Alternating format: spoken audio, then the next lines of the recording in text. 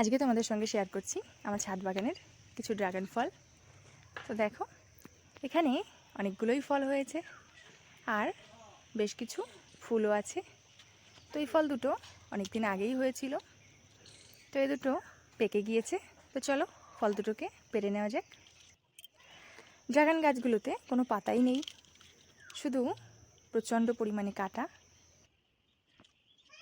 লাগানো গাছ থেকে পাকা ফল পাড়ার কিন্তু মজাই আলাদা। তো দেখো, এখানে এই দুটো পাকা ফল পেরে নিলাম। আর এই যে এখানে দেখতে পাচ্ছ, এটা বেশ কাঁচা রয়েছে, এটা পাকতে আরও 4-5 দিন সময় লাগবে। আর এই যে যে দেখতে পাচ্ছ, এগুলো সব করি, এগুলো আর 2-4 দিন পরে ফুল আসবে। আর এই যে এটা নষ্ট হয়ে গিয়েছে, এটাতে আর ফুল হবে না, এটা তুলে ফেলে দিচ্ছি।